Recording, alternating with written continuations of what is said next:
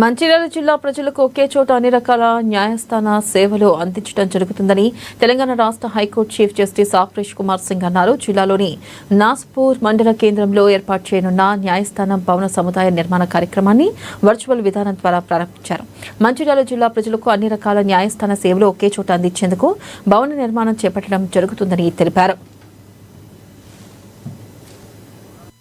ఐపీసీలో ఉన్న పుస్తకాలే సుప్రీంకోర్టులోనూ హైకోర్టులోనూ లక్షలు కోట్ల కొద్దీ డబ్బులు తీసుకున్న అడ్వకేట్లు చదువుతున్నారు. మీరు అయ్యే పుస్తకాలు చదువుతూ ఉన్నారు. సక్సెస్ సాధించిన వ్యక్తులు భిన్నమైన పనులేమీ చేయరు, చేస్తున్న పనులే భిన్నంగా చేస్తారు.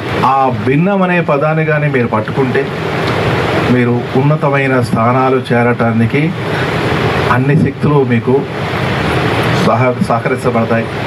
అలాగే ఇందాక ప్రేయర్ చేసినప్పుడు మనం అక్కడ ఉన్నప్పుడు హిందువులు కానివ్వండి, ముస్లిమ్స్ కానివ్వండి, క్రైస్తవులు కానివ్వండి ప్రేయర్ చేశారు. వాళ్ళు చేసిన అన్నింటిలో కూడా నేను గమనించింది ఏంటంటే ఒకటే, నచ్చిన వారి పట్ల అనురక్తి, నచ్చని వారి పట్ల విముఖత. ఈ ద్వంద్వాలకు అతీతంగా న్యాయం చేయమనే భగవద్గీత అయినా, బైబిల్ అయినా, ఖురాన్ అయినా చెప్పింది. అంటే నచ్చిన వారి పట్ల ఒక మార్క్ ఎక్కువ వేసి, నచ్చని వారి పట్ల ఒక 0 వేసి, ఇలాంటి భావన కాకుండా ఈ ద్వంద్వాలకు అతీతంగా సాటి మానవులందరూ మనం అంతా మనం అనే భావనతో ఉండే న్యాయం మనం త్వరగా చేయగలం. అలాగే ఒక అల్టిమేట్ 11 వీరు కూడా చెప్పడం జరిగింది కాబట్టి ఒక విశ్వానికి సంబంధించి చెప్పిన మాట చాలా పెద్ద మాట.